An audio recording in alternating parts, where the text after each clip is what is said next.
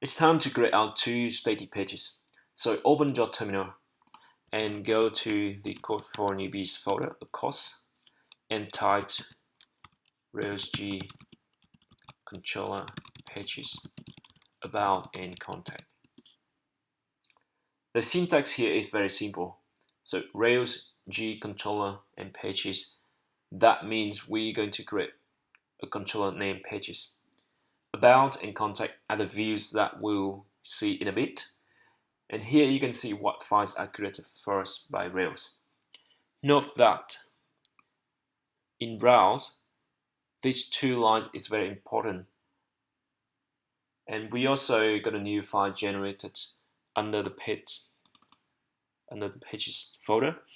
And under the pages folder, we got new file which is about.html.erb and contact.html.erb as well. Let's have a look to see what we got inside those. So inside app folder, controllers folder, and here is a file Rails just generated first. It's named pages_controller.rb. And there are only two functions named about and contact. It is very important to remember that in Rails, conventions over configurations. And that means you need to strictly follow Rails convention to make things working properly. I will explain more about the role of these two methods in controller. Open views, pages, and about.html.erb. And you can guess what it's for. Yes, it's our about page.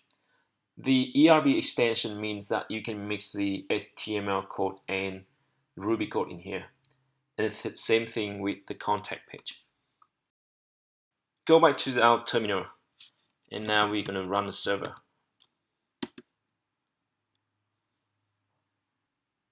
Let's open web browser and type localhost 3000 like this, and pages/about.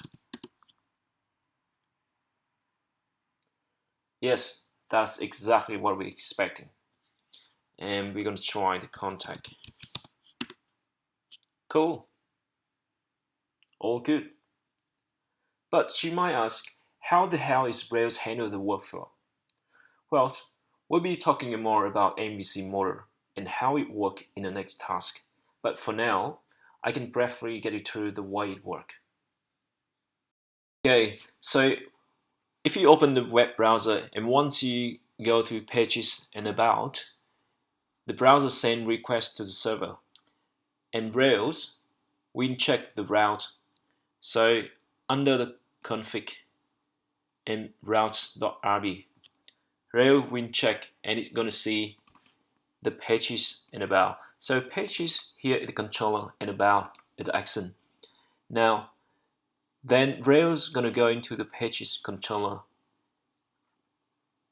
which is under the app controller and the pages controller, and it's going to go into find the accent name about, because we have nothing to do here. So about going next to the view pages about.html.erb, and it's going to generate the view first. So that's why you can see it here. So now you should understand how Rails work between the views and the controllers. We're not talking about the model yet, but we're going to talking about that in the next task.